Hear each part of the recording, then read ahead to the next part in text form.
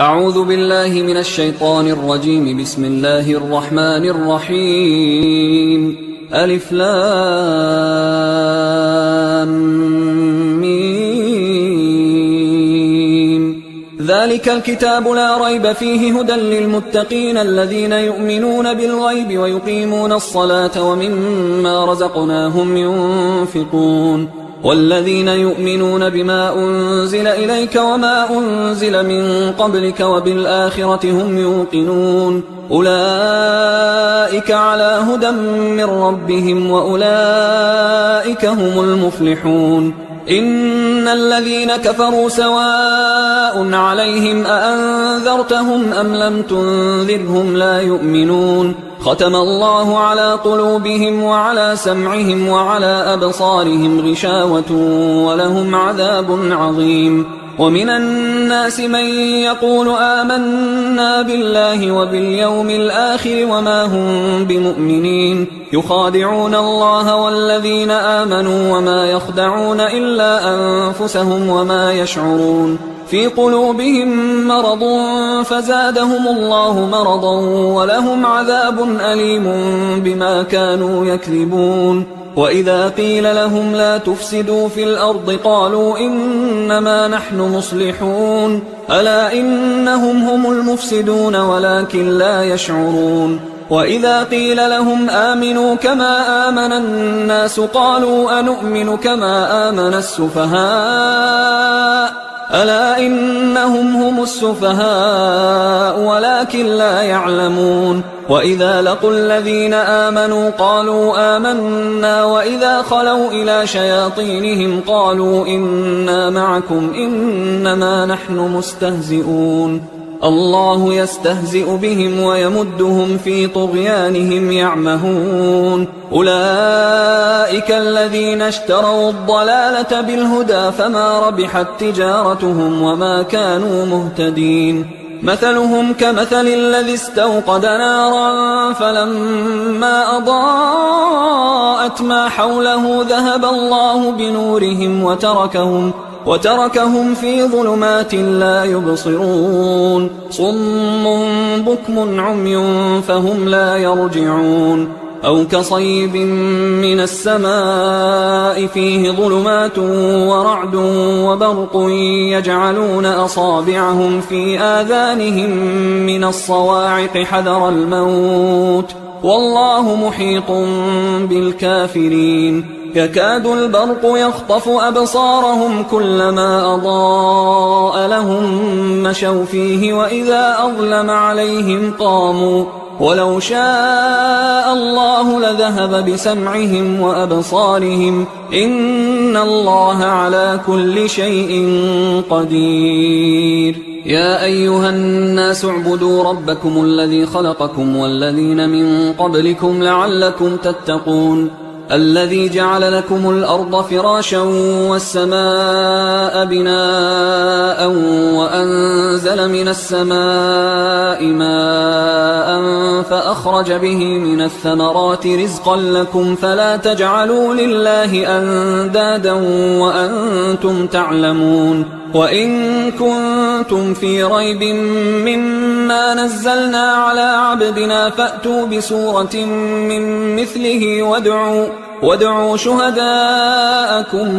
من دون الله إن كنتم صادقين. فإن لم تفعلوا ولن تفعلوا فاتقوا النار التي وقودها الناس والحجارة أعدت للكافرين. وبشر الذين آمنوا وعملوا الصالحات أن لهم جنات تجري من تحتها الأنهار كلما رزقوا منها من ثمرة رزقا قالوا هذا الذي رزقنا من قبل وأتوا به متشابها ولهم فيها أزواج مطهرة وهم فيها خالدون. إن الله لا يستحيي أن يضرب مثلا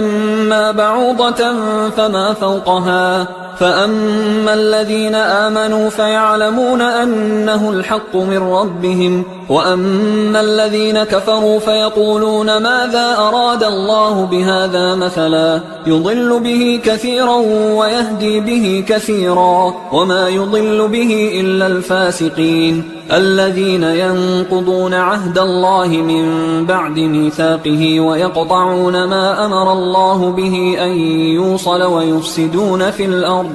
أولئك هم الخاسرون. كيف تكفرون بالله وكنتم أمواتا فأحياكم ثم يميتكم ثم يحييكم ثم إليه ترجعون. هو الذي خلق لكم ما في الأرض جميعا ثم استوى إلى السماء فسواهن 7 سماوات وهو بكل شيء عليم. وإذ قال ربك للملائكة إني جاعل في الأرض خليفة قالوا أتجعل فيها من يفسد فيها ويسفك الدماء ونحن نسبح بحمدك ونقدس لك قال إني أعلم ما لا تعلمون. وعلم آدم الأسماء كلها ثم عرضهم على الملائكة فقال أنبئوني بأسماء هؤلاء إن كنتم صادقين. قالوا سبحانك لا علم لنا إلا ما علمتنا إنك أنت العليم الحكيم. قال يا آدم أنبئهم بأسمائهم فلما أنبأهم بأسمائهم قال ألم أقل لكم إني أعلم غيب السماوات والأرض وأعلم ما تبدون وما كنتم تكتمون. وإذ قلنا للملائكة اسجدوا لآدم فسجدوا إلا إبليس أبى واستكبر وكان من الكافرين. وقلنا يا آدم اسكن أنت وزوجك الجنة وكلا منها رغدا حيث شئتما ولا تقربا هذه الشجرة فتكونا من الظالمين. فأزلهما الشيطان عنها فأخرجهما مما كانا فيه وقلنا اهبطوا بعضكم لبعض عدو ولكم في الأرض مستقر ومتاع إلى حين. فتلقى آدم من ربه كلمات فتاب عليه إنه هو التواب الرحيم. قلنا اهبطوا منها جميعا فإما يأتينكم مني هدى فمن تبع هداي فلا خوف عليهم ولا هم يحزنون. والذين كفروا وكذبوا بآياتنا أولئك أصحاب النار هم فيها خالدون. يا بني إسرائيل اذكروا نعمتي التي أنعمت عليكم وأوفوا بعهدي أوف بعهدكم وإياي فارهبون. وآمنوا بما أنزلت مصدقا لما معكم ولا تكونوا أول كافر به ولا تشتروا بآياتي ثمنا قليلا وإياي فاتقون. ولا تلبسوا الحق بالباطل وتكتموا الحق وأنتم تعلمون. وأقيموا الصلاة وآتوا الزكاة واركعوا مع الراكعين. أتأمرون الناس بالبر وتنسون أنفسكم وأنتم تتلون الكتاب أفلا تعقلون. واستعينوا بالصبر والصلاة وإنها لكبيرة إلا على الخاشعين الذين يظنون أنهم ملاقو ربهم وأنهم إليه راجعون. يا بني إسرائيل اذكروا نعمتي التي أنعمت عليكم وأني فضلتكم على العالمين. واتقوا يوما لا تجزي نفس عن نفس شيئا ولا يقبل منها شفاعة ولا يؤخذ منها عدل ولا هم ينصرون. وإذ نجيناكم من آل فرعون يسومونكم سوء العذاب يذبحون أبناءكم ويستحيون نساءكم وفي ذلكم بلاء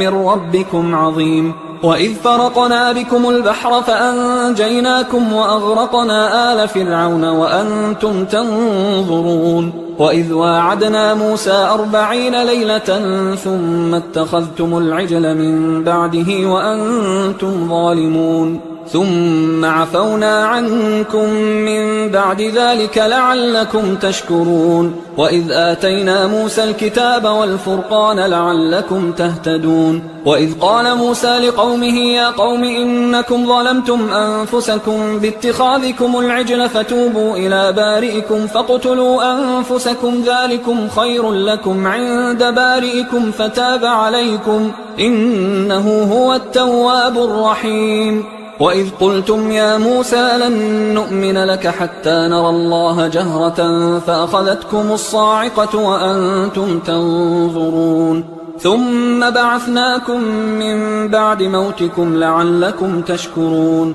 وظللنا عليكم الغمام وأنزلنا عليكم المن والسلوى كلوا من طيبات ما رزقناكم وما ظلمونا ولكن كانوا أنفسهم يظلمون وإذ قلنا ادخلوا هذه القرية فكلوا منها حيث شئتم رغدا وادخلوا الباب سجدا وقولوا حطة نغفر لكم خطاياكم وسنزيد المحسنين فبدل الذين ظلموا قولا غير الذي قيل لهم فأنزلنا على الذين ظلموا رجزا من السماء بما كانوا يفسقون وإذ استسقى موسى لقومه فقلنا اضرب بعصاك الحجر فانفجرت منه 12 عينا قد علم كل أناس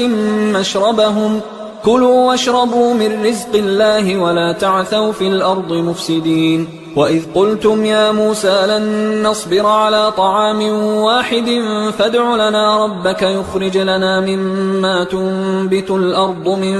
بقلها وقثائها وفومها وعدسها وبصلها قال أتستبدلون الذي هو أدنى بالذي هو خير اهبطوا مصرا فإن لكم ما سألتم وضربت عليهم الذلة والمسكنة وباءوا بغضب من الله ذلك بأنهم كانوا يكفرون بآيات الله ويقتلون النبيين بغير الحق ذلك بما عصوا وكانوا يعتدون إن الذين آمنوا والذين هادوا والنصارى والصابئين من آمن بالله واليوم الآخر وعمل صالحا فلهم أجرهم عند ربهم ولا خوف عليهم ولا هم يحزنون وإذ أخذنا ميثاقكم ورفعنا فوقكم الطور خذوا ما آتيناكم بقوة واذكروا ما فيه لعلكم تتقون ثم توليتم من بعد ذلك فلولا فضل الله عليكم ورحمته لكنتم من الخاسرين ولقد علمتم الذين اعتدوا منكم في السبت فقلنا لهم كونوا قردة خاسئين فجعلناها نكالا لما بين يديها وما خلفها وموعظة للمتقين وإذ قال موسى لقومه إن الله يأمركم أن تذبحوا بقرة قالوا أتتخذنا هزوا قال أعوذ بالله أن أكون من الجاهلين قالوا ادع لنا ربك يبين لنا ما هي قال إنه يقول إنها بقرة لا فارض ولا بكر عوان بين ذلك فافعلوا ما تؤمرون قالوا ادع لنا ربك يبين لنا ما لونها قال إنه يقول إنها بقرة صفراء فاقع لونها تسر الناظرين قالوا ادع لنا ربك يبين لنا ما هي إن البقرة شابه علينا وإنا إن شاء الله لمهتدون قال إنه يقول إنها بقرة لا ذلول تثير الأرض ولا تسقي الحرث مسلمة لا شية فيها قالوا الآن جئت بالحق فذبحوها وما كادوا يفعلون وإذ قتلتم نفسا فادارأتم فيها والله مخرج ما كنتم تكتمون فقلنا اضربوه ببعضها كذلك يحيي الله الموتى ويريكم آياته لعلكم تعقلون ثم قست قلوبكم من بعد ذلك فهي كالحجارة أو أشد قسوة وإن من الحجارة لما يتفجر منه الأنهار وإن منها لما يشقق فيخرج منه الماء وإن منها لما يهبط من خشية الله وما الله بغافل عما تعملون أفتطمعون أن يؤمنوا لكم وقد كان فريق منهم يسمعون كلام الله ثم يحرفونه من بعد ما عقلوه وهم يعلمون وإذا لقوا الذين آمنوا قالوا آمنا وإذا خلا بعضهم إلى بعض قالوا أتحدثونهم بما فتح الله عليكم ليحاجوكم به عند ربكم أفلا تعقلون أولا يعلمون أن الله يعلم ما يسرون وما يعلنون ومنهم أميون لا يعلمون الكتاب إلا أماني وإنهم إلا يظنون فويل للذين يكتبون الكتاب بأيديهم ثم يقولون هذا من عند الله ليشتروا به ثمنا قليلا فويل لهم مما كتبت أيديهم وويل لهم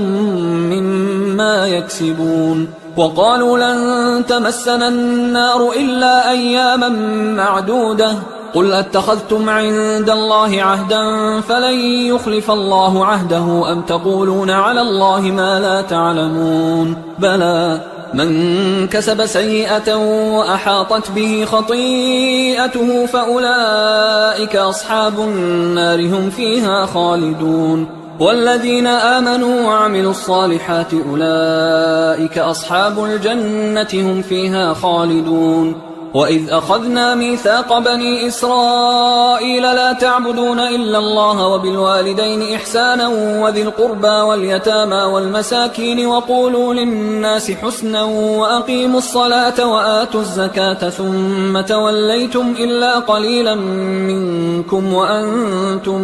معرضون وإذ أخذنا ميثاقكم لا تسفكون دماءكم ولا تخرجون أنفسكم من دياركم ثم أقررتم وأنتم تشهدون ثم أنتم هؤلاء تقتلون أنفسكم وتخرجون فريقا منكم من ديارهم تظاهرون عليهم بالإثم والعدوان وإن يأتوكم أسارى تفادوهم وهو محرم عليكم إخراجهم أفتؤمنون ببعض الكتاب وتكفرون ببعض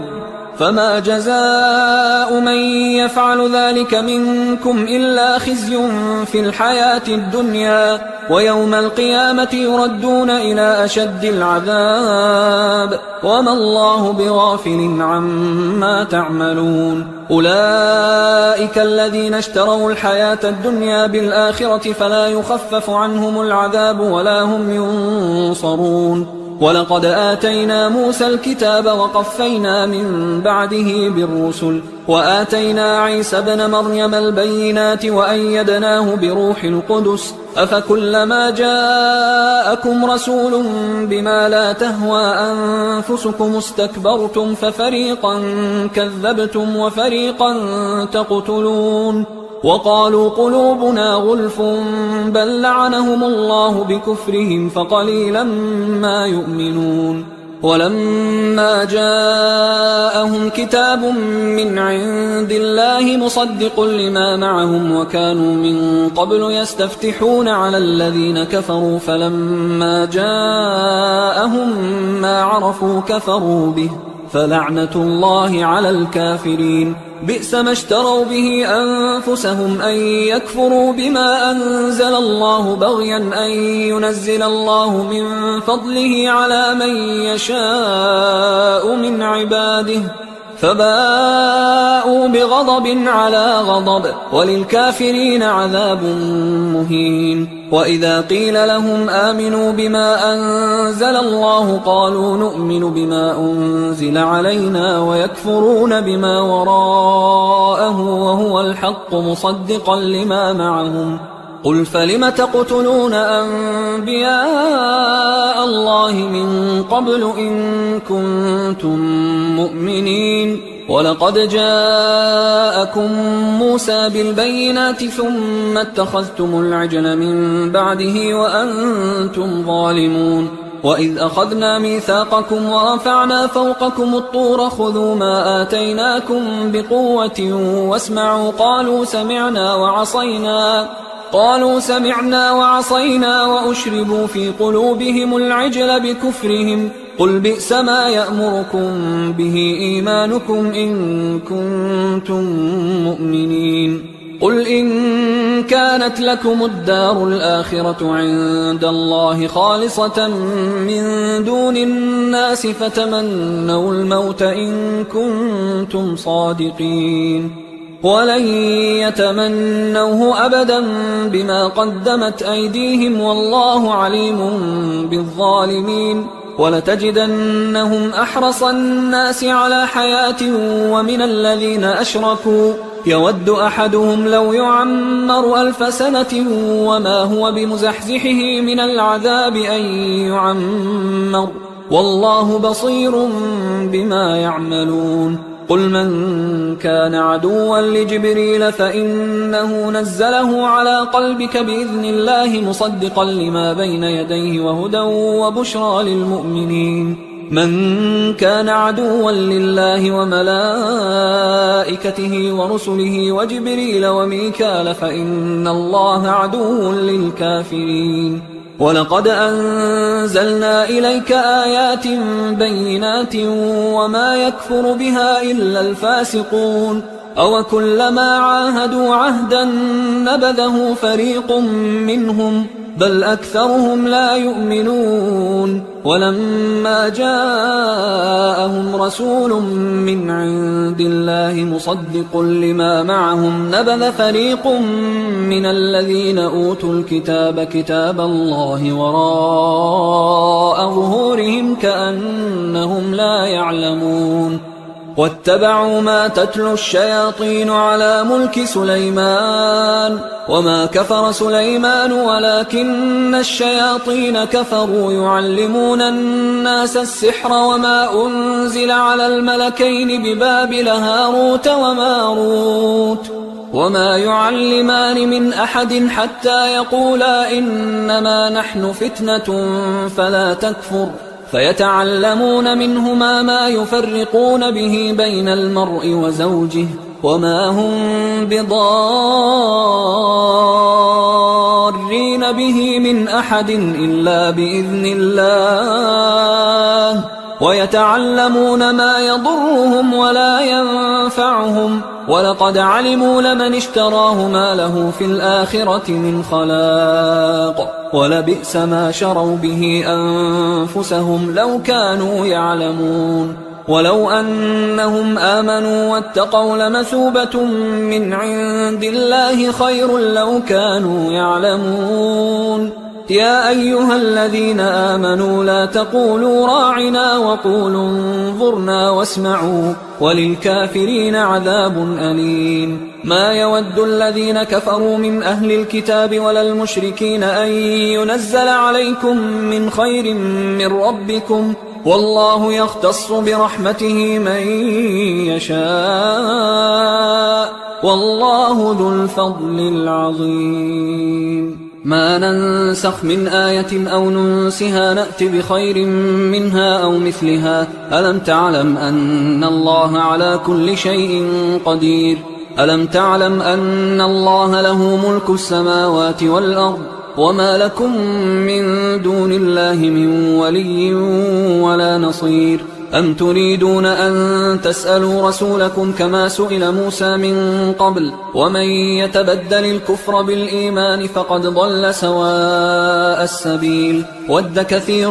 من أهل الكتاب لو يردونكم من بعد إيمانكم كفارا حسدا من عند أنفسهم من بعد ما تبين لهم الحق فاعفوا واصفحوا حتى يأتي الله بأمره إن الله على كل شيء قدير وأقيموا الصلاة وآتوا الزكاة وما تقدموا لأنفسكم من خير تجدوه عند الله إن الله بما تعملون بصير وقالوا لن يدخل الجنة إلا من كان هودا أو نصارى تلك أمانيهم قل هاتوا برهانكم إن كنتم صادقين بلى من أسلم وجهه لله وهو محسن فله أجره عند ربه ولا خوف عليهم ولا هم يحزنون وقالت اليهود ليست النصارى على شيء وقالت النصارى ليست اليهود على شيء وهم يتلون الكتاب كذلك قال الذين لا يعلمون مثل قولهم فالله يحكم بينهم يوم القيامة فيما كانوا فيه يختلفون ومن أظلم ممن منع مساجد الله أن يذكر فيها اسمه وسعى في خرابها أولئك ما كان لهم أن يدخلوها إلا خائفين لهم في الدنيا خزي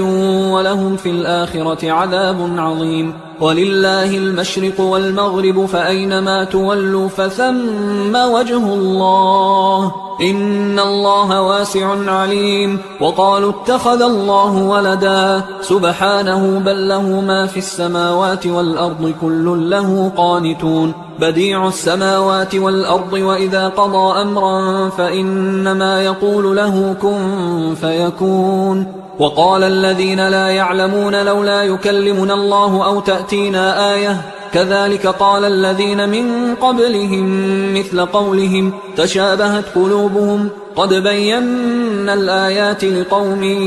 يوقنون إنا أرسلناك بالحق بشيرا ونذيرا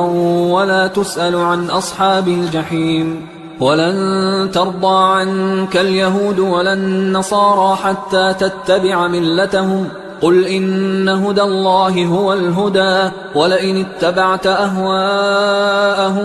بعد الذي جاءك من العلم ما لك من الله من ولي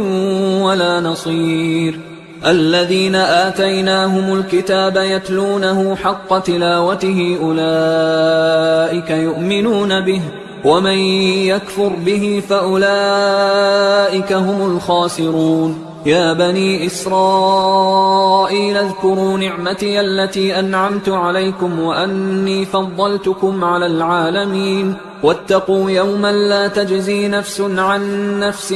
شيئا ولا يقبل منها عدل ولا تنفعها شفاعة ولا هم ينصرون وإذ ابتلى إبراهيم ربه بكلمات فأتمهن قال إني جاعلك للناس إماما قال ومن ذريتي قال لا ينال عهد الظالمين وإذ جعلنا البيت مثابة للناس وأمنا واتخذوا من مقام إبراهيم مصلى وعهدنا إلى إبراهيم وإسماعيل أن طهرا بيتي للطائفين والعاكفين والركع السجود وإذ قال إبراهيم رب اجعل هذا بلدا آمنا وارزق أهله من الثمرات من آمن منهم بالله واليوم الآخر قال ومن كفر فأمتعه قليلا ثم أضطره إلى عذاب النار وبئس المصير وإذ يرفع إبراهيم القواعد من البيت وإسماعيل ربنا تقبل منا إنك أنت السميع العليم ربنا وجعلنا مسلمين لك ومن ذريتنا أمة مسلمة لك وأرنا مناسكنا وتب علينا إنك أنت التواب الرحيم ربنا وابعث فيهم رسولا منهم يتلو عليهم آياتك ويعلمهم الكتاب والحكمة ويزكيهم إنك أنت العزيز الحكيم ومن يرغب عن ملة إبراهيم إلا من سفه نفسه ولقد اصطفيناه في الدنيا وإنه في الآخرة لمن الصالحين إذ قال له ربه أسلم قال أسلمت لرب العالمين. ووصى بها إبراهيم بنيه ويعقوب يا بني إن الله اصطفى لكم الدين فلا تموتن إلا وأنتم مسلمون. أم كنتم شهداء إذ حضر يعقوب الموت إذ قال لبنيه ما تعبدون من بعدي قالوا نعبد إلهك وإله آبائك إبراهيم وإسماعيل وإسحاق إلها واحدا ونحن له مسلمون. تلك أمة قد خلت لها ما كسبت ولكم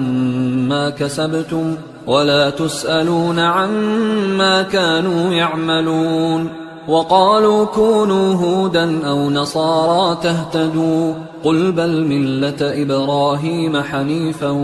وما كان من المشركين. قولوا آمنا بالله وما أنزل إلينا وما أنزل إلى إبراهيم وإسماعيل وإسحاق ويعقوب والأسباط وما أوتي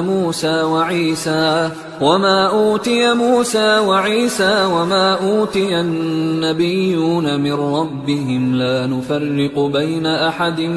منهم ونحن له مسلمون. فإن آمنوا بمثل ما آمنتم به فقد اهتدوا وإن تولوا فإنما هم في شقاق فسيكفيكهم الله وهو السميع العليم. صبغة الله ومن أحسن من الله صبغة ونحن له عابدون. قل أتحاجوننا في الله وهو ربنا وربكم ولنا أعمالنا ولكم أعمالكم ونحن له مخلصون. أم تقولون إن إبراهيم وإسماعيل وإسحاق ويعقوب والأسباط كانوا هودا أو نصارى قل أأنتم أعلم أم الله ومن أظلم ممن كتم شهادة عنده من الله وما الله بغافل عما تعملون. تلك أمة قد خلت لها ما كسبت ولكم ما كسبتم ولا تسألون عما كانوا يعملون. سيقول السفهاء من الناس ما ولاهم عن قبلتهم التي كانوا عليها قل لله المشرق والمغرب يهدي من يشاء إلى صراط مستقيم. وكذلك جعلناكم أمة وسطا لتكونوا شهداء على الناس ويكون الرسول عليكم شهيدا. وما جعلنا القبلة التي كنت عليها إلا لنعلم من يتبع الرسول ممن ينقلب على عقبيه وإن كانت لكبيرة إلا على الذين هدى الله وما كان الله ليضيع إيمانكم إن الله بالناس لرؤوف رحيم. قد نرى تقلب وجهك في السماء فلنولينك قبلة ترضاها فول وجهك شطر المسجد الحرام وحيث ما كنتم فولوا وجوهكم شطره وإن الذين أوتوا الكتاب ليعلمون أنه الحق من ربهم وما الله بغافل عما يعملون. ولئن أتيت الذين أوتوا الكتاب بكل آية ما تبعوا قبلتك وما أنت بتابع قبلتهم وما بعضهم بتابع قبلة بعض ولئن اتبعت أهواءهم من بعد ما جاءك من العلم إنك إذا لمن الظالمين. الذين آتيناهم الكتاب يعرفونه كما يعرفون أبناءهم وإن فريقا منهم ليكتمون الحق وهم يعلمون الحق من ربك فلا تكونن من الممترين ولكل وجهة هو موليها فاستبقوا الخيرات أينما تكونوا يأت بكم الله جميعا إن الله على كل شيء قدير ومن حيث خرجت فول وجهك شطر المسجد الحرام وإنه للحق من ربك وما الله بغافل عما تعملون ومن حيث خرجت فول وجهك شطر المسجد الحرام وحيث ما كنتم فولوا وجوهكم شطره لئلا يكون للناس عليكم حجة إلا الذين ظلموا منهم فلا تخشوهم واخشوني ولأتم نعمتي عليكم ولعلكم تهتدون كما أرسلنا فيكم رسولا منكم يتلو عليكم آياتنا ويزكيكم ويعلمكم الكتاب والحكمة ويعلمكم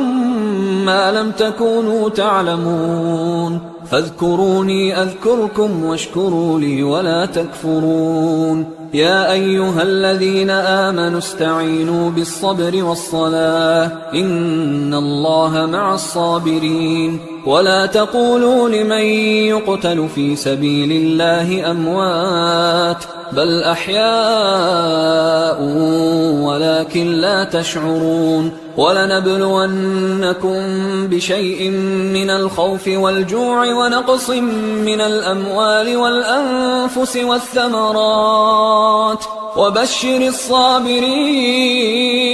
الذين إذا أصابتهم مصيبة قالوا إنا لله وإنا إليه راجعون أولئك عليهم صلوات من ربهم ورحمة وأولئك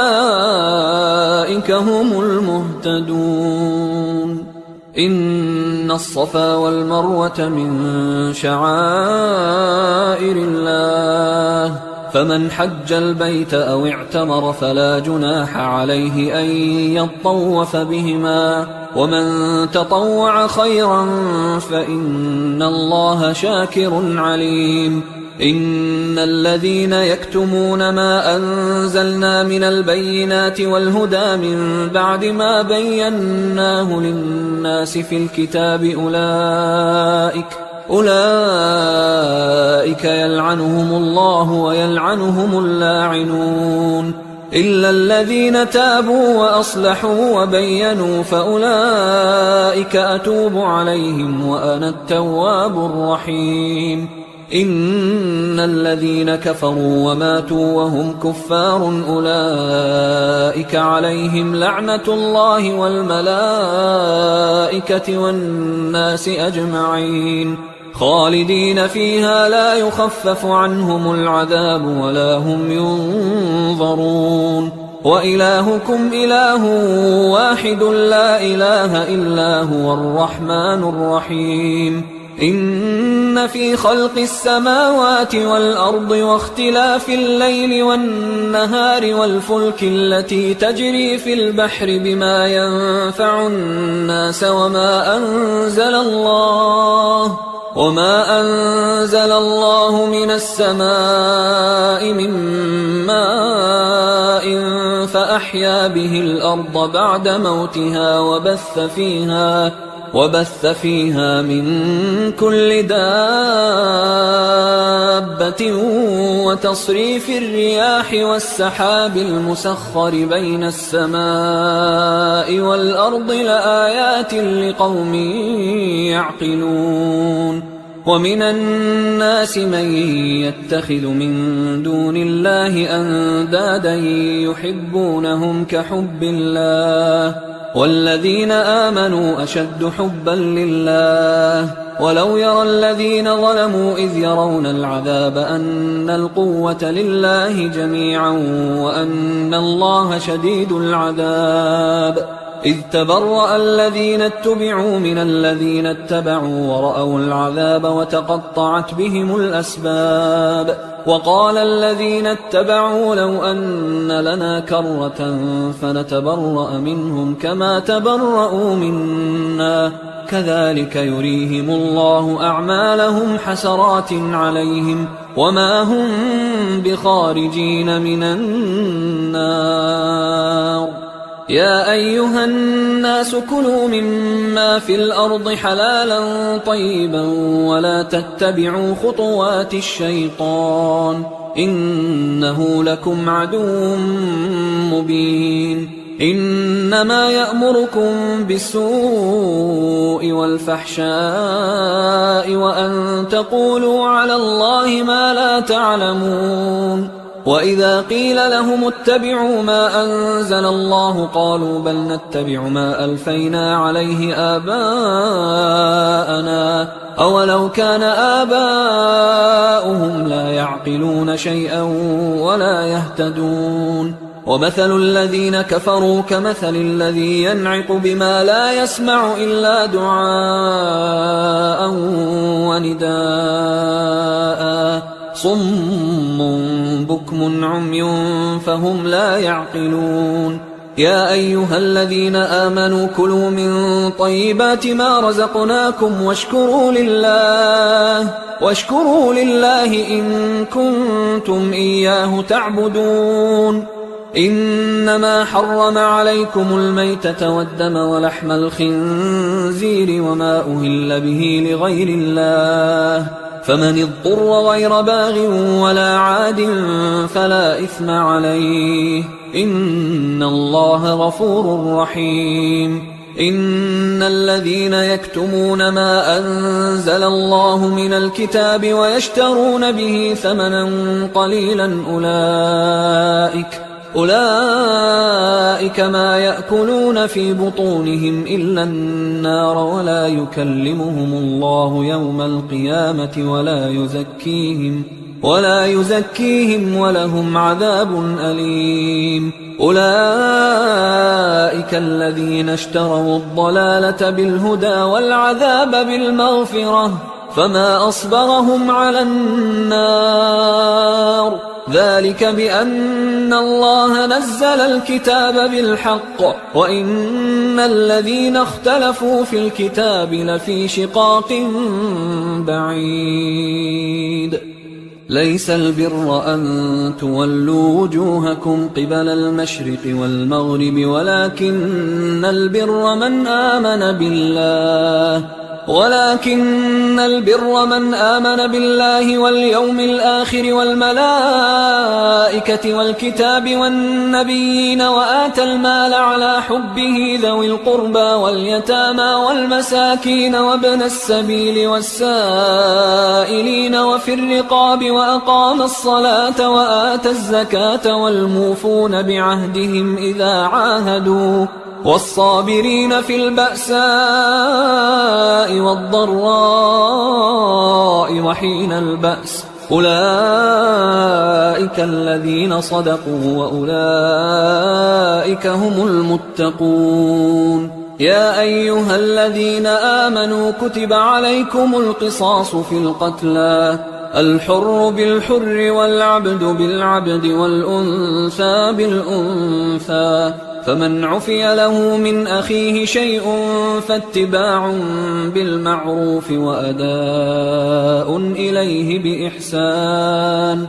ذلك تخفيف من ربكم ورحمة فمن اعتدى بعد ذلك فله عذاب أليم ولكم في القصاص حياة يا أولي الألباب لعلكم تتقون كتب عليكم إذا حضر أحدكم الموت إن ترك خيرا الوصية للوالدين والأقربين بالمعروف حقا على المتقين فمن بدله بعدما سمعه فإنما إثمه على الذين يبدلونه إن الله سميع عليم فمن خاف من موص جنفا أو إثما فأصلح بينهم فلا إثم عليه إن الله غفور رحيم. يا أيها الذين آمنوا كتب عليكم الصيام كما كتب على الذين من قبلكم لعلكم تتقون أياما معدودات، فمن كان منكم مريضا أو على سفر فعدة من أيام أخر، وعلى الذين يطيقونه فدية طعام مسكين، فمن تطوع خيرا فهو خير له، وأن تصوموا خير لكم إن كنتم تعلمون. شهر رمضان الذي أنزل فيه القرآن هدى للناس وبينات من الهدى والفرقان، فمن شهد منكم الشهر فليصم، ومن كان مريضا أو على سفر فعدة من أيام أخر، يريد الله بكم اليسر ولا يريد بكم العسر ولتكملوا العدة ولتكبروا الله على ما هداكم ولعلكم تشكرون. وإذا سألك عبادي عني فإني قريب أجيب دعوة الداعي إذا دعان، فليستجيبوا لي وليؤمنوا بي لعلهم يرشدون. أحل لكم ليلة الصيام الرفث إلى نسائكم هن لباس لكم وأنتم لباس لهن، علم الله أنكم كنتم تختانون أنفسكم فتاب عليكم وعفى عنكم، فالآن باشروهن وابتغوا ما كتب الله لكم، وكلوا واشربوا حتى يتبين لكم الخيط الأبيض من الخيط الأسود من الفجر، ثم أتموا الصيام إلى الليل، ولا تباشروهن وأنتم عاكفون في المساجد، تلك حدود الله فلا تقربوها، كذلك يبين الله آياته للناس لعلهم يتقون. ولا تأكلوا أموالكم بينكم بالباطل وتدلوا بها إلى الحكام لتأكلوا فريقا من أموال الناس بالإثم وأنتم تعلمون. يسألونك عن الأهلة قل هي مواقيت للناس والحج، وليس البر بأن تأتوا البيوت من ظهورها ولكن البر من اتقى، وأتوا البيوت من أبوابها واتقوا الله لعلكم تفلحون. وقاتلوا في سبيل الله الذين يقاتلونكم ولا تعتدوا إن الله لا يحب المعتدين. وقتلوهم حيث ثقفتموهم وأخرجوهم من حيث أخرجوكم والفتنة أشد من القتل، ولا تقاتلوهم عند المسجد الحرام حتى يقاتلوكم فيه، فإن قاتلوكم فاقتلوهم، كذلك جزاء الكافرين، فإن انتهوا فإن الله غفور رحيم. وقاتلوهم حتى لا تكون فتنة ويكون الدين لله، فإن انتهوا فلا عدوان إلا على الظالمين. الشهر الحرام بالشهر الحرام والحرمات قصاص، فمن اعتدى عليكم فاعتدوا عليه بمثل ما اعتدى عليكم، واتقوا الله واعلموا أن الله مع المتقين. وأنفقوا في سبيل الله ولا تلقوا بأيديكم إلى التهلكة وأحسنوا إن الله يحب المحسنين. وأتموا الحج والعمرة لله، فإن أحصرتم فما استيسر من الهدي، ولا تحلقوا رؤوسكم حتى يبلغ الهدي محله، فمن كان منكم مريضا أو به أذى من رأسه ففدية من صيام أو صدقة أو نسك، فإذا أمنتم فمن تمتع بالعمرة إلى الحج فما استيسر من الهدي، فمن لم يجد فصيام 3 أيام في الحج و7 إذا رجعتم، تلك 10 كاملة، ذلك لمن لم يكن أهله حاضر المسجد الحرام. واتقوا الله واعلموا أن الله شديد العقاب. الحج أشهر معلومات، فمن فرض فيهن الحج فلا رفث ولا فسوق ولا جدال في الحج، وما تفعلوا من خير يعلمه الله، وتزودوا فإن خير الزاد التقوى واتقون يا أولي الألباب. ليس عليكم جناح أن تبتغوا فضلا من ربكم، فإذا أفضتم من عرفات فاذكروا الله عند المشعر الحرام واذكروه كما هداكم وإن كنتم من قبله لمن الضالين. ثم أفيضوا من حيث أفاض الناس واستغفروا الله إن الله غفور رحيم. فإذا قضيتم مناسككم فاذكروا الله كذكركم آباءكم أو أشد ذكرا. فمن الناس من يقول ربنا آتنا في الدنيا وما له في الآخرة من خلاق، ومنهم من يقول ربنا آتنا في الدنيا حسنة وفي الآخرة حسنة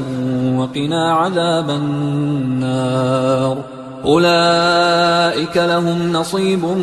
مما كسبوا والله سريع الحساب. واذكروا الله في أيام معدودات، فمن تعجل في يومين فلا إثم عليه ومن تأخر فلا إثم عليه لمن اتقى. واتقوا الله واعلموا أنكم إليه تحشرون. ومن الناس من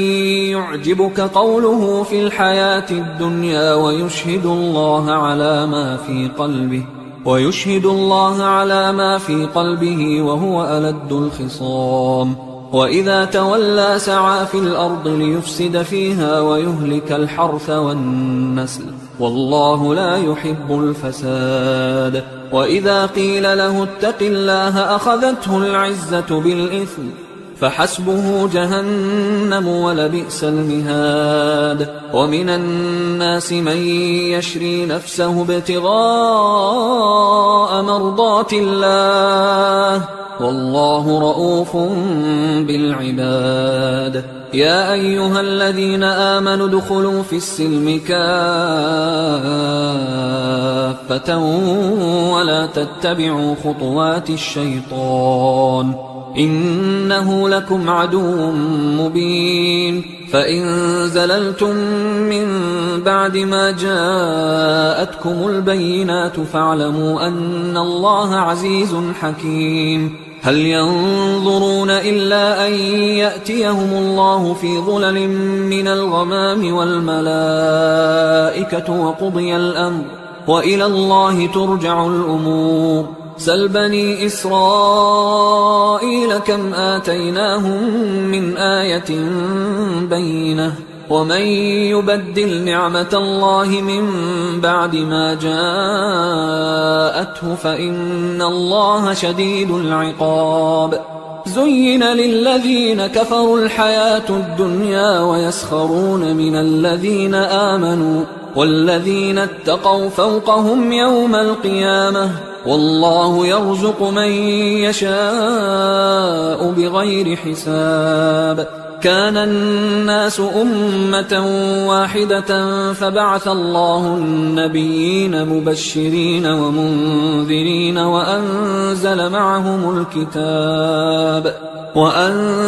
معهم الكتاب بالحق ليحكم بين الناس فيما اختلفوا فيه وما اختلف فيه إلا الذين أوتوه من بعد ما جاءتهم البينات بغيا بينهم فهدى الله الذين آمنوا لما اختلفوا فيه من الحق بإذنه والله يهدي من يشاء إلى صراط مستقيم. أم حسبتم أن تدخلوا الجنة ولما يأتكم مثل الذين خلوا من قبلكم مستهم البأساء والضراء وزلزلوا حتى يقول الرسول والذين آمنوا معه متى نصر الله ألا إن نصر الله قريب. يسألونك ماذا ينفقون قل ما أنفقتم من خير فللوالدين والأقربين واليتامى والمساكين وابن السبيل وما تفعلوا من خير فإن الله به عليم كتب عليكم القتال وهو كره لكم وعسى أن تكرهوا شيئا وهو خير لكم وعسى أن تحبوا شيئا وهو شر لكم والله يعلم وأنتم لا تعلمون يسألونك عن الشهر الحرام قتال فيه قل قتال فيه كبير وصد عن سبيل الله وكفر به والمسجد الحرام وإخراج أهله منه أكبر عند الله والفتنة أكبر من القتل ولا يزالون يقاتلونكم حتى يردوكم عن دينكم إن استطاعوا ومن يرتدد منكم عن دينه فيمت وهو كافر فأولئك حبطت أعمالهم في الدنيا والآخرة وأولئك أصحاب النار هم فيها خالدون إن الذين آمنوا والذين هاجروا وجاهدوا في سبيل الله أولئك يرجون رحمة الله والله غفور رحيم يسألونك عن الخمر والميسر قل فيهما إثم كبير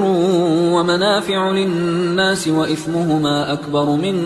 نفعهما ويسألونك ماذا ينفقون قل العفو كذلك يبين الله لكم الآيات لعلكم تتفكرون في الدنيا والآخرة ويسألونك عن اليتامى قل إصلاح لهم خير وإن تخالطوهم فإخوانكم والله يعلم المفسد من المصلح ولو شاء الله لأعنتكم إن الله عزيز حكيم ولا تنكحوا المشركات حتى يؤمنوا ولأمة مؤمنة خير من مشركة ولو أعجبتكم ولا تنكحوا المشركين حتى يؤمنوا ولعبد مؤمن خير من مشرك ولو أعجبكم أولئك يدعون إلى النار والله يدعو إلى الجنة والمغفرة بإذنه ويبين آياته للناس لعلهم يتذكرون ويسألونك عن المحيض قل هو أذى فاعتزلوا النساء في المحيض ولا تقربوهن حتى يطهرن فإذا تطهرن فأتوهن من حيث أمركم الله إن الله يحب التوابين ويحب المتطهرين نساؤكم حرث لكم فأتوا حرثكم أنى شئتم وقدموا لأنفسكم واتقوا الله واعلموا أنكم ملاقوه وبشر المؤمنين ولا تجعلوا الله عرضة لأيمانكم أن تبروا وتتقوا وتصلحوا بين الناس والله سميع عليم لا يؤاخذكم الله باللغو في أيمانكم ولكن يؤاخذكم بما كسبت قلوبكم والله غفور حليم للذين يؤلون من نسائهم تربص 4 أشهر فإن فاءوا فإن الله غفور رحيم وإن عزموا الطلاق فإن الله سميع عليم والمطلقات يتربصن بأنفسهن 3 قروء ولا يحل لهن أن يكتمن ما خلق الله في أرحامهن إن كن يؤمن بالله واليوم الآخر وبعولتهن أحق بردهن في ذلك إن أرادوا إصلاحا ولهن مثل الذي عليهن بالمعروف وللرجال عليهن درجة والله عزيز حكيم الطلاق 2 مرتان فإمساك بمعروف أو تسريح بإحسان ولا يحل لكم أن تأخذوا مما آتيتموهن شيئا إلا أن يخافا ألا يقيما حدود الله فإن خفتم ألا يقيما حدود الله فلا جناح عليهما فيما افتدت به تلك حدود الله فلا تعتدوها ومن يتعد حدود الله فأولئك هم الظالمون فإن طلقها فلا تحل له من بعد حتى تنكح زوجا غيره فإن طلقها فلا جناح عليهما أن يتراجعا إن ظنا أن يقيما حدود الله وتلك حدود الله يبينها لقوم يعلمون وإذا طلقتم النساء فبلغن أجلهن فأمسكوهن بمعروف أو سرحوهن بمعروف ولا تمسكوهن ضرارا لتعتدوا ومن يفعل ذلك فقد ظلم نفسه ولا تتخذوا آيات الله هزوا واذكروا نعمة الله عليكم وما أنزل عليكم من الكتاب والحكمة يعظكم به واتقوا الله واعلموا أن الله بكل شيء عليم وإذا طلقتم النساء فبلغن أجلهن فلا تعضلوهن أن ينكحن أزواجهن إذا تراضوا بينهم بالمعروف ذلك يوعظ به من كان منكم يؤمن بالله واليوم الآخر ذلكم أزكى لكم وأطهر والله يعلم وأنتم لا تعلمون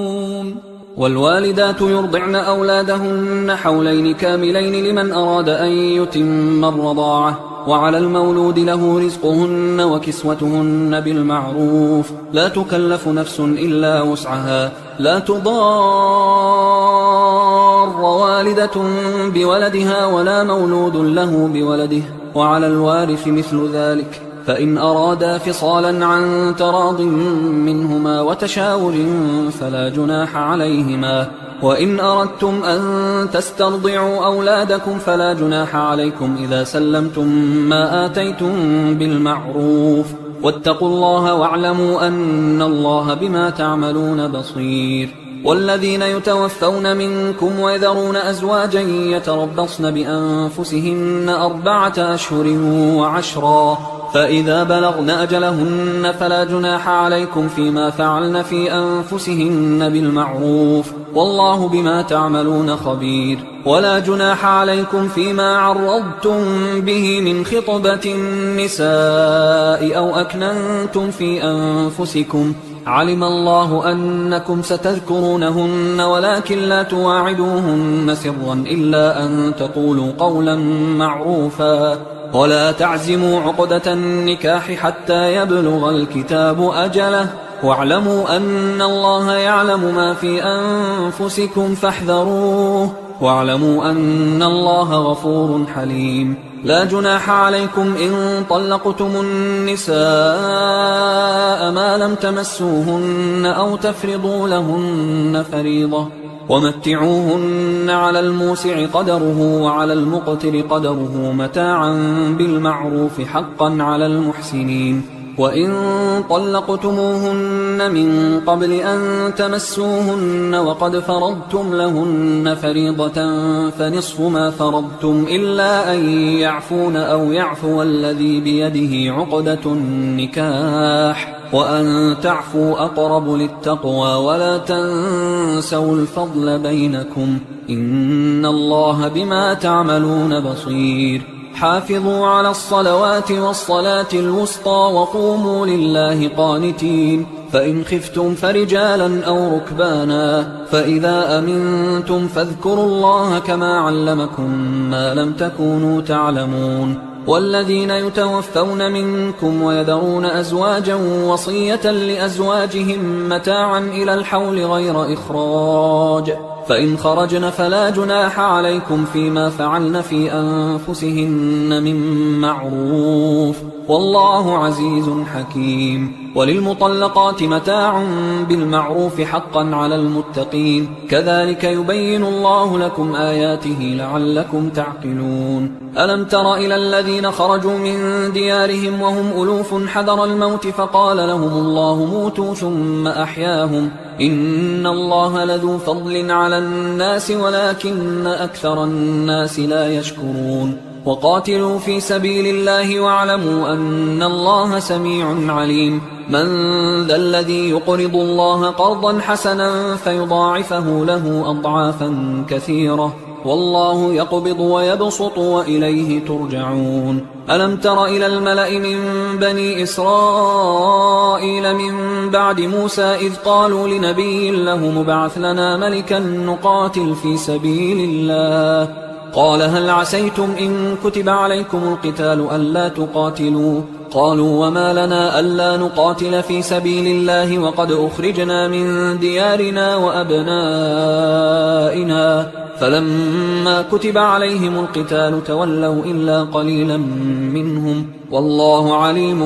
بالظالمين وقال لهم نبيهم إن الله قد بعث لكم طالوت ملكا قالوا أنى يكون له الملك علينا ونحن أحق بالملك منه ولم يؤت سعة من المال قال إن الله اصطفاه عليكم وزاده بسطة في العلم والجسم والله يؤتي ملكه من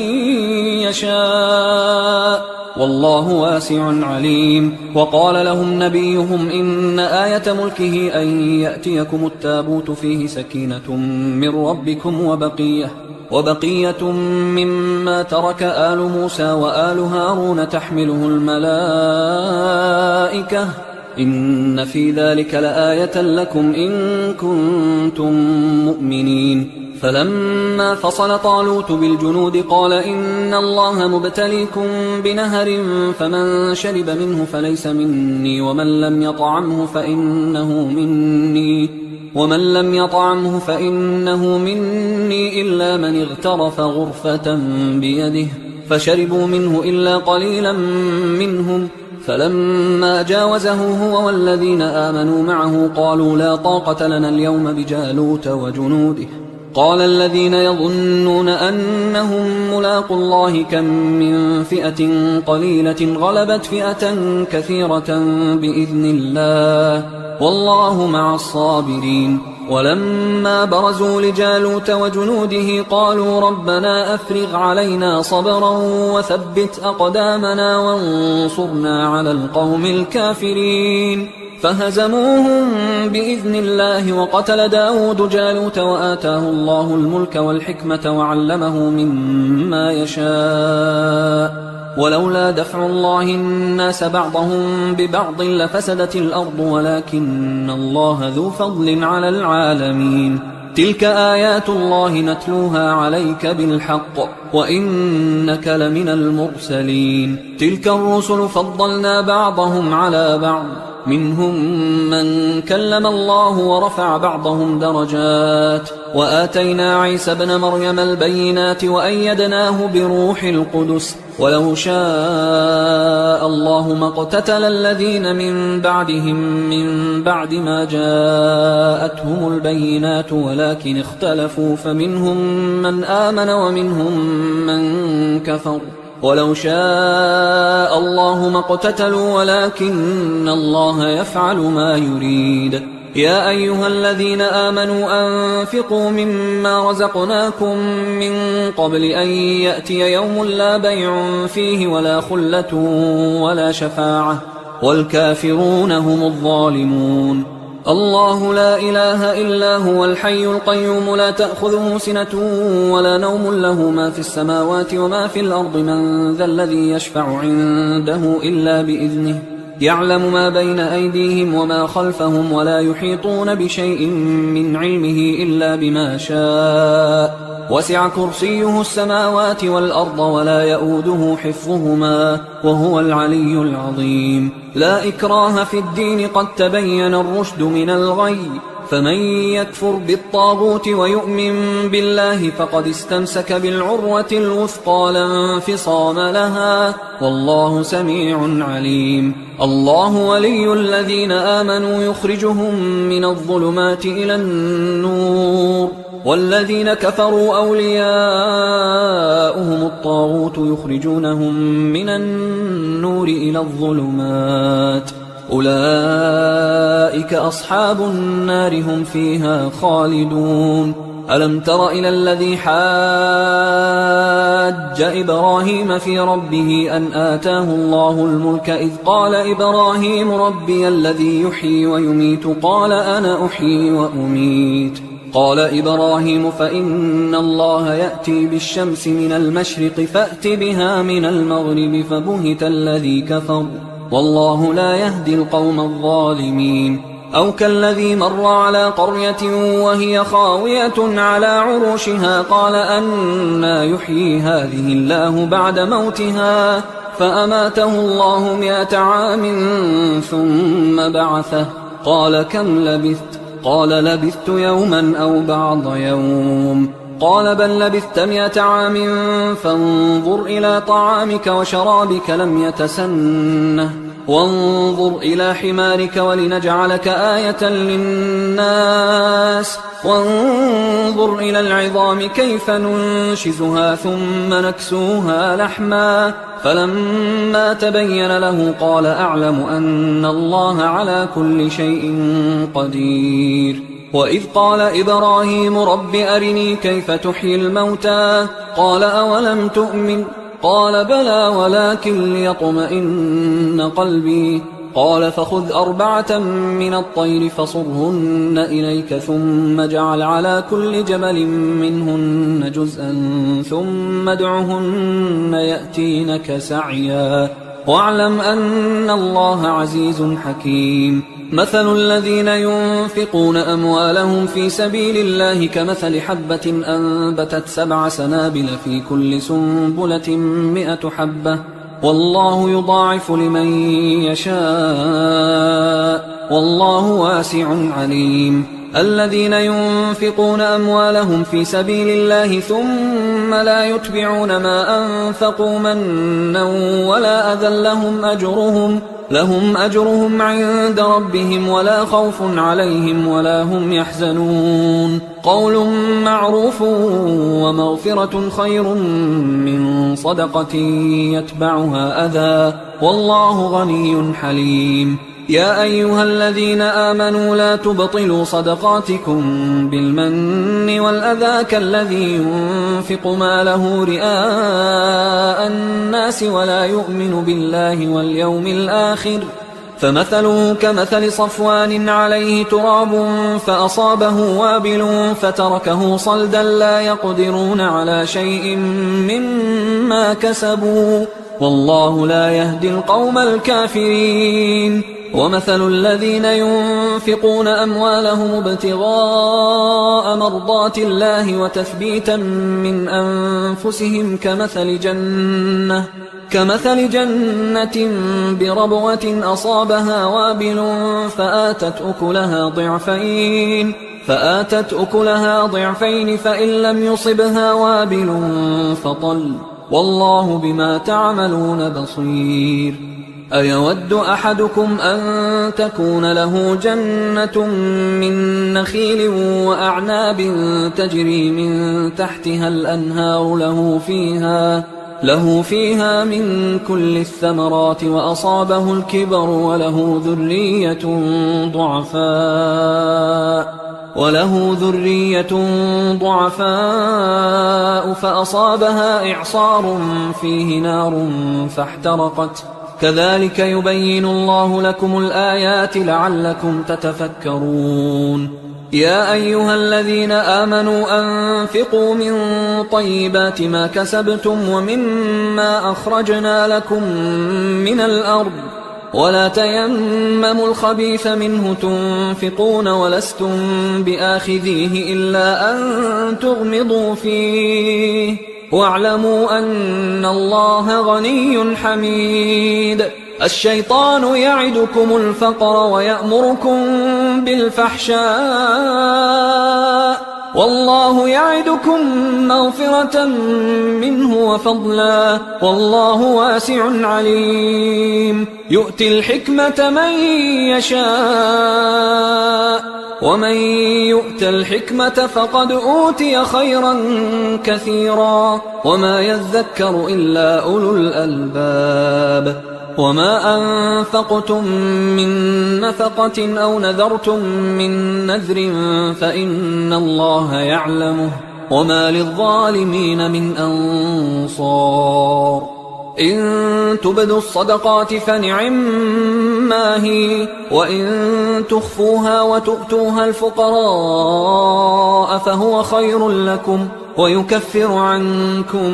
من سيئاتكم والله بما تعملون خبير ليس عليك هداهم ولكن الله يهدي من يشاء وما تنفقوا من خير فلأنفسكم وما تنفقون إلا ابتغاء وجه الله وما تنفقوا من خير يوفى إليكم وأنتم لا تظلمون للفقراء الذين أحصروا في سبيل الله لا يستطيعون ضربا في الأرض يحسبهم الجاهل أغنياء من التعفف تعرفهم بسيماهم لا يسألون الناس إلحافا وما تنفقوا من خير فإن الله به عليم الذين ينفقون أموالهم بالليل والنهار سرا وعلانية فلهم أجرهم عند ربهم ولا خوف عليهم ولا هم يحزنون الذين يأكلون الربا لا يقومون إلا كما يقوم الذي يتخبطه الشيطان من المس ذلك بأنهم قالوا إنما البيع مثل الربا وأحل الله البيع وحرم الربا فمن جاءه موعظة من ربه فانتهى فله ما سلف وأمره إلى الله ومن عاد فأولئك أصحاب النار هم فيها خالدون يمحق الله الربا ويربي الصدقات والله لا يحب كل كفار أثيم إن الذين آمنوا وعملوا الصالحات وأقاموا الصلاة وآتوا الزكاة لهم أجرهم عند ربهم ولا خوف عليهم ولا هم يحزنون يا أيها الذين آمنوا اتقوا الله وذروا ما بقي من الربا إن كنتم مؤمنين فإن لم تفعلوا فأذنوا بحرب من الله ورسوله وإن تبتم فلكم رؤوس أموالكم لا تظلمون ولا تظلمون وإن كان ذو عسرة فنظرة إلى ميسرة وأن تصدقوا خير لكم إن كنتم تعلمون واتقوا يوما ترجعون فيه إلى الله ثم توفى كل نفس ما كسبت وهم لا يظلمون يا أيها الذين آمنوا إذا تداينتم بدين إلى أجل مسمى فاكتبوه وليكتب بينكم كاتب بالعدل ولا يأب كاتب أن يكتب كما علمه الله فليكتب وليملل الذي عليه الحق وليتق الله ربه ولا يبخس منه شيئا فإن كان الذي عليه الحق سفيها أو ضعيفا أو لا يستطيع أن يمله فليملل وليه بالعدل واستشهدوا شهيدين من رجالكم فإن لم يكونا رجلين فرجل وامرأتان ممن ترضون من الشهداء أن تضل إحداهما فتذكر إحداهما الأخرى ولا يأبى الشهداء إذا ما دعوا ولا تسأموا أن تكتبوه صغيرا أو كبيرا إلى أجله ذلكم أقسط عند الله وأقوم للشهادة وأدنى أن لا ترتابوا إلا أن تكون تجارة حاضرة تديرونها بينكم فليس عليكم جناح ألا تكتبوها وأشهدوا إذا تبايعتم ولا يضار كاتب ولا شهيد وإن تفعلوا فإنه فسوق بكم واتقوا الله ويعلمكم الله والله بكل شيء عليم وإن كنتم على سفر ولم تجدوا كاتبا فرهان مقبوضة فإن أمن بعضكم بعضا فليؤدي الذي ائتمن أمانته وليتق الله ربه ولا تكتموا الشهادة ومن يكتمها فإنه آثم قلبه والله بما تعملون عليم. لله ما في السماوات وما في الأرض وإن تبدوا ما في أنفسكم أو تخفوه يحاسبكم به الله فيغفر لمن يشاء ويعذب من يشاء والله على كل شيء قدير. آمن الرسول بما أنزل إليه من ربه والمؤمنون كل آمن بالله وملائكته وكتبه ورسله لا نفرق بين أحد من رسله وقالوا سمعنا وأطعنا غفرانك ربنا وإليك المصير. لا يكلف الله نفسا إلا وسعها لها ما كسبت وعليها ما اكتسبت ربنا لا تؤاخذنا إن نسينا أو أخطأنا ربنا ولا تحمل علينا إصرا كما حملته على الذين من قبلنا ربنا ولا تحملنا ما لا طاقة لنا به واعف عنا واغفر لنا وارحمنا أنت مولانا فانصرنا على القوم الكافرين.